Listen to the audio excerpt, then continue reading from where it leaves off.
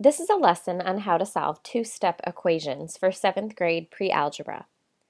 First thing we need to talk about are some steps that we have anytime that we're solving equations.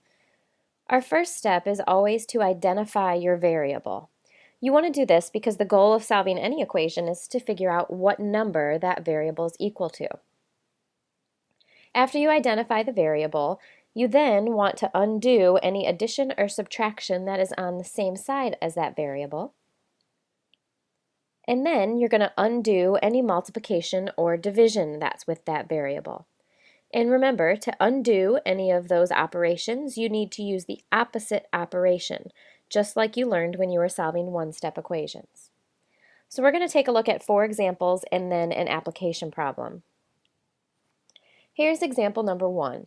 5x minus 3 equals 12. Our first step is to identify the variable. Then we need to undo the minus 3.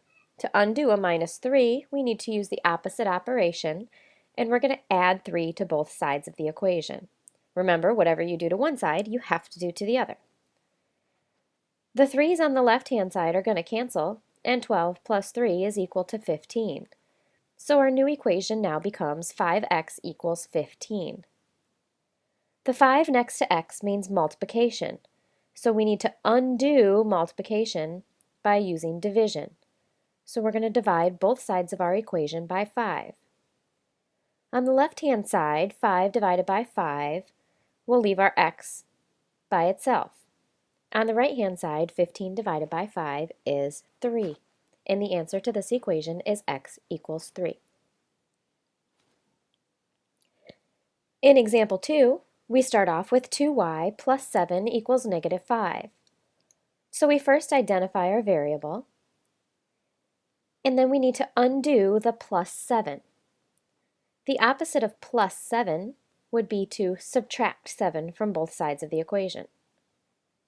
When we do that on the left-hand side, the 7's will cancel, and we're left with 2y, and on the right-hand side, negative 5 minus 7, which is just like negative 5 plus negative 7, is negative 12. And now we can undo multiplication. And to undo multiplication, we're going to divide both sides by 2. On the left-hand side, we'll be left with just 1y, and on the right-hand side, that will simplify to negative 6, because negative 12 divided by 2 is negative 6. Let's try example 3 here. Example 3 might first look like a one-step equation, but there actually is 2 steps here. First thing is we identify the variable of a, and notice it's actually a negative a, which means a negative 1a. Go ahead and write the negative 1 in a problem like this anytime you see it. That way it will help you to remember that you need to get a by itself. But the first thing we're going to do here is we need to undo the 4. And you need to think about what kind of sign is on our 4, what kind of number. It's a positive 4. So to undo a positive 4, we need to subtract it from both sides. The 4 minus the 4 is going to cancel, and 9 minus 4 is 5. But notice what we have left here. On the left-hand side, it's a negative a. So a is not by itself yet. So we need to undo negative 1 times a by dividing both sides by a negative 1. When we divide both sides by a negative 1, negative a divided by negative 1 will be positive a, and 5 divided by negative 1 is negative 5. And that's the answer to this problem. You can always check your work by plugging this back into the original problem and ask yourself, is 4 minus negative 5 equal to 9? And in fact, it is. Okay, example 4, we start off with c divided by 2 plus 8 equals negative 10. Think to yourself, what operation are we going to use to undo our plus 8? Well, we are going to subtract 8 from both sides. When we do that, on the left-hand side, we're left with c divided by 2, and negative 10 minus 8 is negative 18. And now we need to undo the divided by 2. To undo division, we simply multiply by that number.